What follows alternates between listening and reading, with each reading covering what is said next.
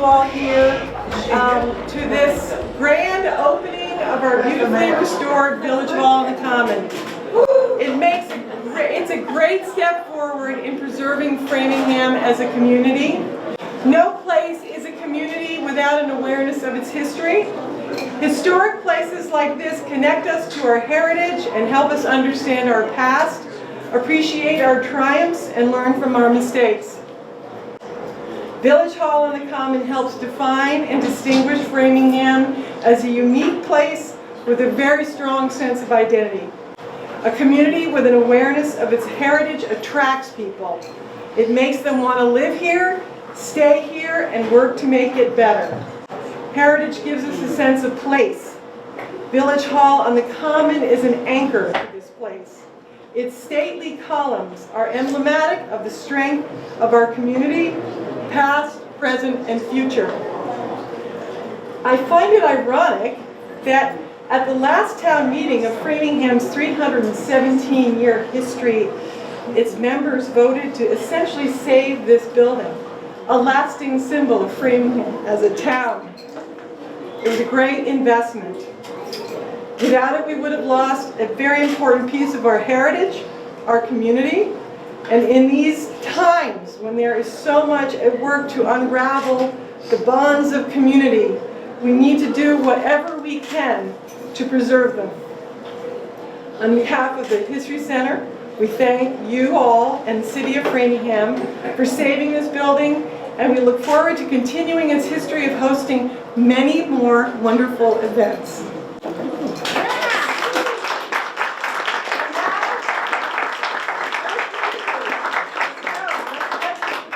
Should we just cut the ribbon? 1, 2, 3.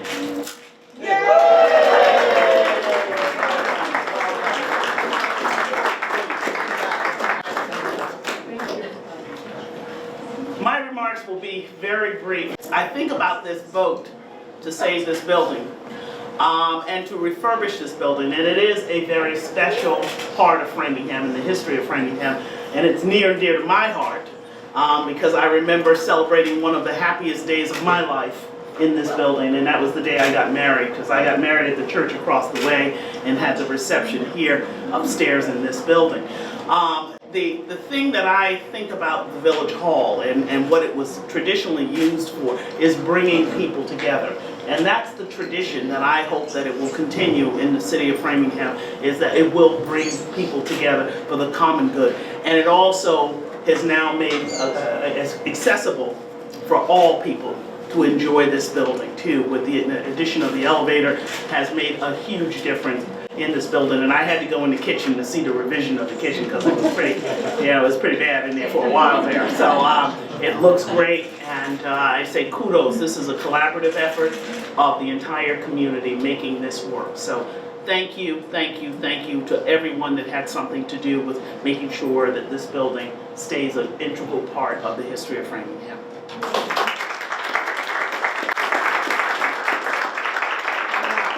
I introduce our senator, Senator Karen Spilka. Thank you, Mayor Spicer, and we're going to give the mayor another round of applause. Opportunity to particularly acknowledge and thank Annie for all that she does as Executive Director of the Framingham History Center and for Framingham as a whole. You really have helped instill a sense of history, and as you said, you can't go forward without sometimes looking backwards and knowing what your history and what your roots are. And not only has this building itself been an amazing part of Framingham roots, but the History Center and so many other aspects and what you do, you really have helped share and make history come to life for people. So thank you so much.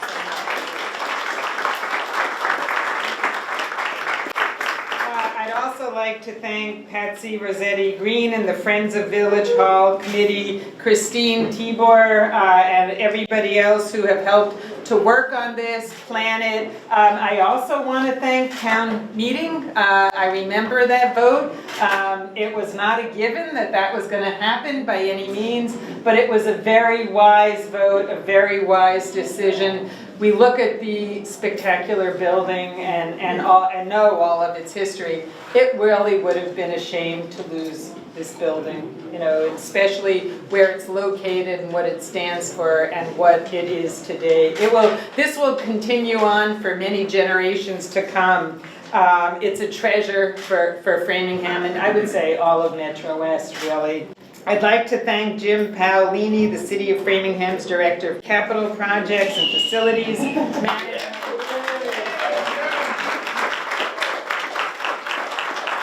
His tireless work and his staff made this beautiful renovation happen. It doesn't just happen, it takes a lot of work, as I'm sure he can talk about. And it's also really incredibly important, and important for the City of Framingham, that this is now an accessible building. To have had people excluded from this important building was a shame, and the installation of the elevator, it was a long time coming. I also have gone to many events here. In fact, I remember years ago when one of the election nights, when I was the election of state senator, Chris Walsh's first term as state rep in Senecandro, we had our election night celebration here, and it was a very special night.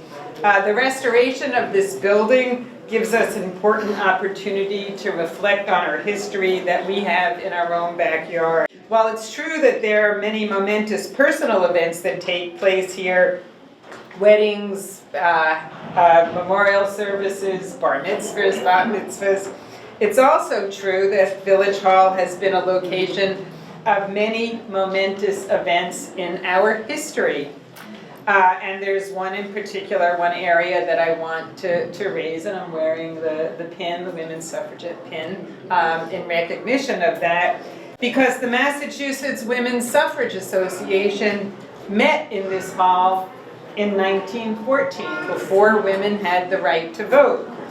4 years later, the local branch of the National Women's Party met here to rally volunteers, including Framingham's own Louise Parker Mayo.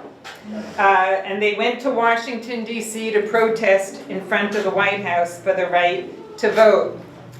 They were successful, as we know. Yes, look at us. And now in 2019, we are happily celebrating a century of the women's right to vote. I'm proud, very proud, that Massachusetts was the 8th state to ratify the 19th Amendment, and the Massachusetts State Senate voting in favor 34-5. I don't know who the 5 were, but I'll have to check it out. And even though no women served in the state senate back then in 1919, I'm proud to tell the stories of Louise Mayo and another fighter for women's suffrage from Framingham, Josephine Collins. Both were jailed for the right to vote, hence the pin, the jailhouse door. Josephine Collins owned a dry goods store, and she suffered fallout for her actions when some of the folks boycotted her store, but she still thought it was important to keep going.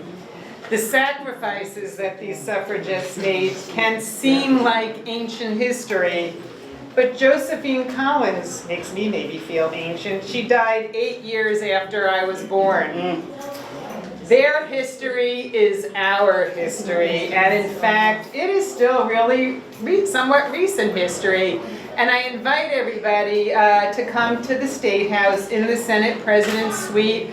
I have on the walls photos of women who are prominent. Mayor Spicer's there, prominent in Massachusetts women's history. I put it up actually in March for International Women's Month. It just has not come down yet. It may not come down till next March, but Louise Parker Mayo and Josephine Collins are up there because of their important role in not only Framingham history, but Massachusetts and the history of our country. So their fight is not quite over. According to the Mass Caucus of Women Legislators, only 210 women have served in the Massachusetts legislature, 210 women, okay? Compared to more than 20,000 men. I know, that blew me away when I first heard that statistic. I thought it was wrong. I couldn't believe it, but it's right.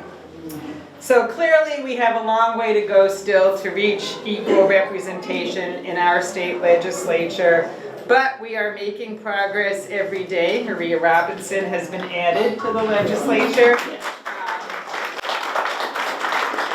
we have two terrific men in the legislature, Lois and Juan Gentile. So celebrating, this really points out that celebrating the history is so important, and I'm thrilled to see all of you here. I look forward to celebrating many more events, and I have a legislative citation for the History Center. It's one from all of us in recognition of the joyous occasion of the grand reopening of historic Village Hall. It's dated today, and congratulations.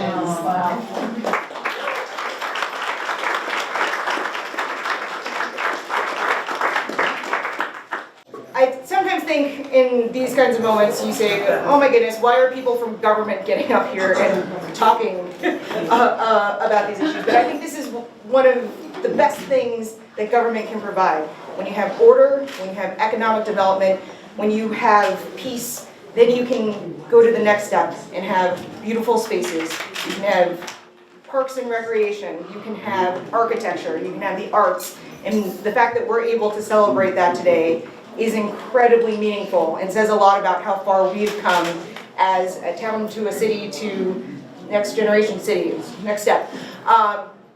As always, when I think of these long-term projects that my wonderful predecessor, Chris Walsh, had worked on for decades, I am overwhelmed with gratitude to him for everything that he gave to this city, and know that somewhere he is looking down and incredibly proud of you, Annie, and incredibly proud of this particular project, and would be thrilled to see this many people come out today in celebration of the reopening of Village Hall. So I am grateful to all of you. I don't want to make you stand here any longer, so I'm going to turn it over to Jack so we can get on with the good part.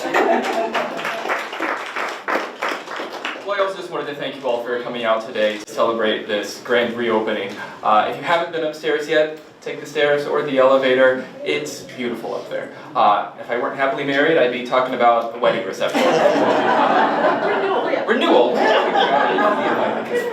But no, in all honesty, I'm really excited about what it means for our community to see more and more events be able to be hosted here, and what it says about our community and our values, that this decision was made, that we have this beautiful historic building. We need to preserve it, which says a lot about who we are, and we need to make sure that everyone can access it, which says even more about who we are. And then to be here today to celebrate its grand reopening with all of you is so wonderful. As Maria said, I was just walking into Chris Walsh's old office today and looked over, as I do every day I walk into that office, and I thought to myself, Chris would have so much to say right now.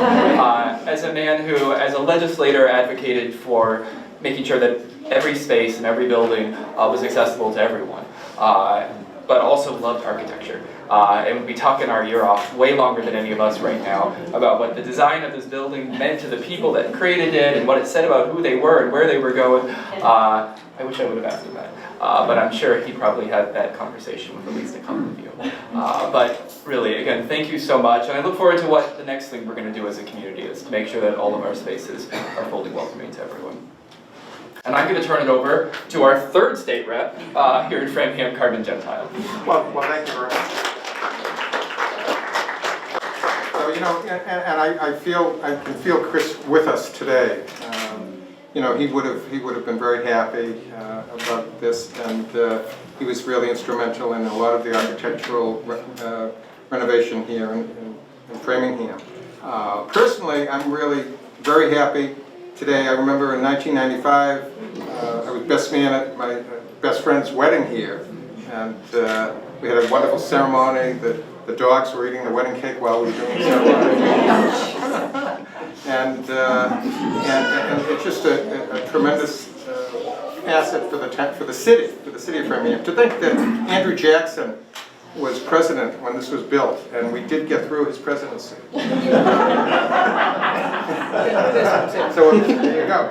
So thank you all for coming today, and thank you, Annie, and everyone for putting this together. We have Charlie's assistant. Charlie, come on up. Sorry you weren't in this whole happy I'm right here. going to the ball. And I'm looking forward to a few years from now celebrating again when the Athenaeum is put back together. Once again, use the Athenaeum.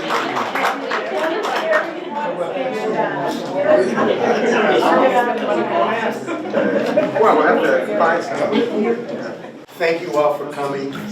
It's my pleasure to speak on behalf of the Board of, not the Board of Selectmen yet, the City Council. And I want to thank all of you here. Most of you, if not all of you, had some role in getting us to where we are today. There's so many people involved in different pieces of putting this project together. And I wanted to acknowledge Cheryl Tully-Stoll, who I thought was here earlier. Yeah, she must have left.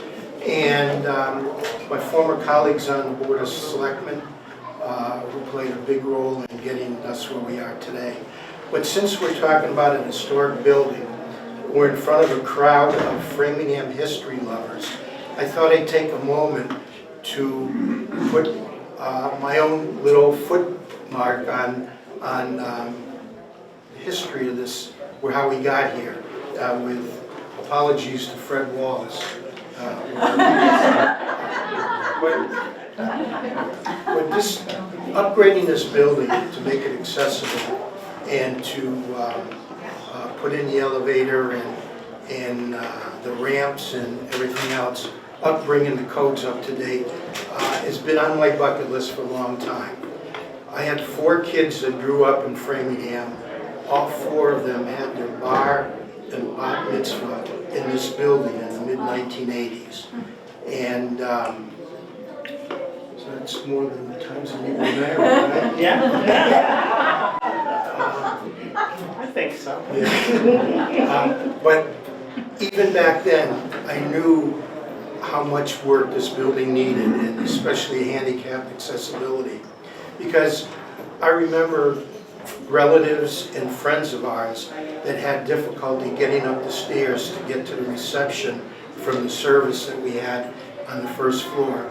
And some people even left after the service because they were afraid they couldn't navigate these stairs, especially if they had to come back downstairs to use the bathrooms. So I knew that we had to do something for this building. And it also became aware that we were losing revenue because we couldn't rent it because it wasn't accessible. And as you know, the History Center depends on revenue from this building to operate and to maintain the building. So our big opportunity came when Bob Halpern, our town manager, established a Blue Ribbon Committee to study the future use of municipal buildings. And he worked with the committee and the Board of Selectmen and members of the public to put together a plan for the buildings in the city, in the town at the time. And at the very first chance we got, the Board of Selectmen unanimously let him know that Village Hall was the highest priority for the board, and that he should work hard to make sure that this building gets taken care of. And you know, Bob worked on his plan, and every time Bob pushed back on us, we would push back on him even harder, until he finally agreed to put money in a proposal to town meeting to fund the building. Unfortunately, all he wanted to do, though, was go after the design money. And we saw this as a unique opportunity to get everything done at the time.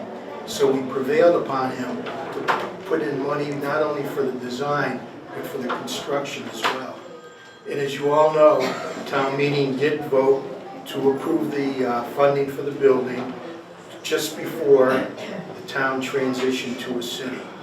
And I want to thank Mayor Spicer for continuing this project once she took over as mayor and releasing Jim Paolini to work his magic to put this all together, which he did such a fantastic job. He's a good man. So thank you all for coming. I know I spoke longer than I was supposed to, but I think we have a presentation to make Yes, we do. to Jim right now. So thank you all very much.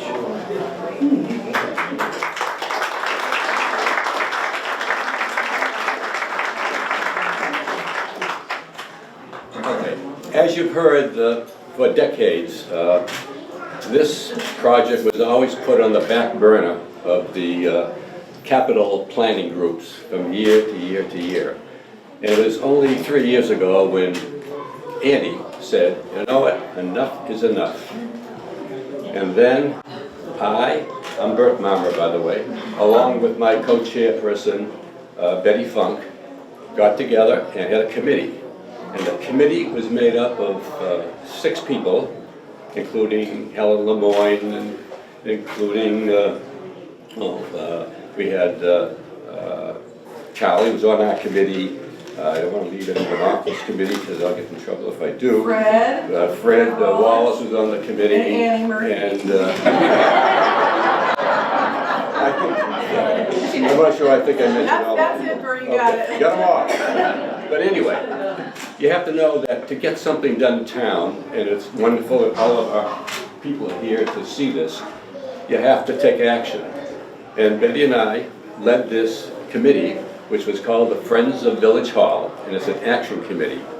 And we said, we're going to get this done. And what we did is we had many presentations, and we had to speak to many groups in the town because everyone talked about it, but no action was taken. We went out and we got 400 citizen signatures to say, we have to have this done, and this is the year, and we want this first on the capital budget committee. We want this first on the capital plan and not put in the back burner. And you know what?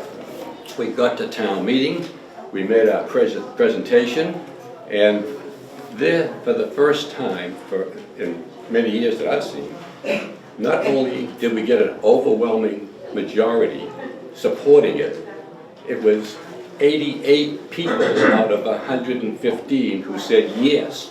And you know what? It was the first time I've heard anyone applaud anything that occurred in town meeting, and they applauded. And this was really a credit to town meeting to get this through. However, the applause today really goes to somebody else. In order to get this done, we needed someone who was going to lead the project, lead the program. Now, can you imagine attacking a 186-year-old building? Here you say, we don't know what's in the walls. We don't know what's underneath us in the floor. We don't know what's above us in the attic, but we have to go at it, and we got to get the job done. The person who pulled this off was Jim Paolini, along with support from Kathy Kane, our architect, who is here. Kathy, are you here? There she is, right here.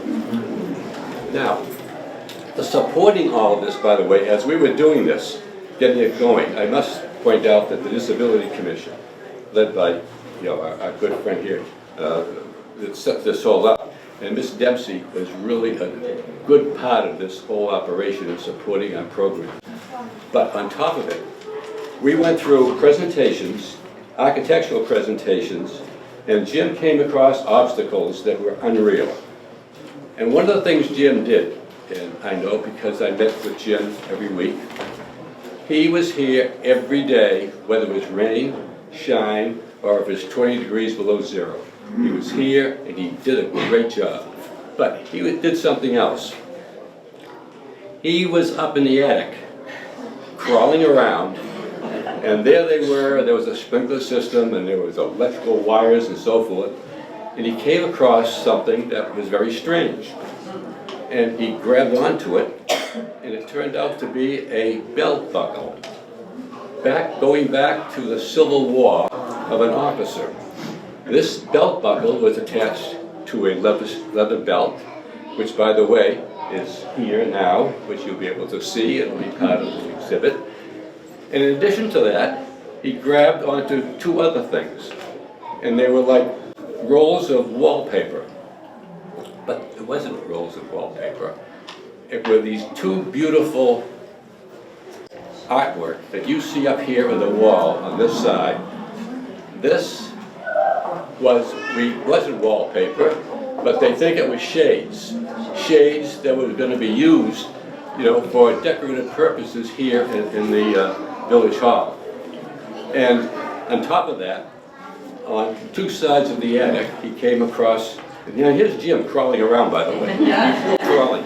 He comes across two hammers on both sides, and these are old hammers that we think were part of the original construction back in 1833, 34.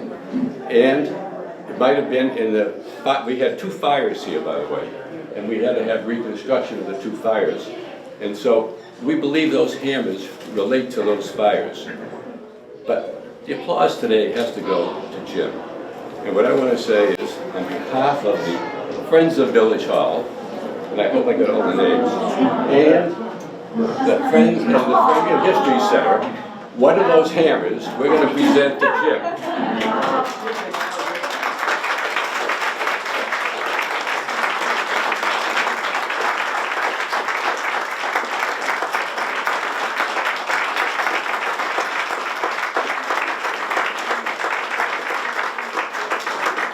Jim had no idea that he was going to get back one of these hammers. Jim is moving into a new office, and we think this might be a very nice display in the office. So Jim, on behalf of all of us, really, thank you so much.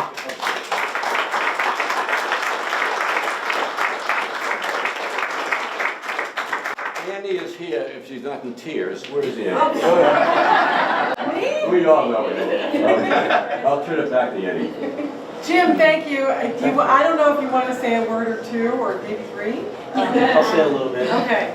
I'd be remiss not to thank all the other departments of the city that helped me with this, from the DPW to Parks to Fire, and more importantly, my staff. And that goes back to town meeting, who had the support. Every time I went home and told them that I needed a staff person, they supported me and gave it to me.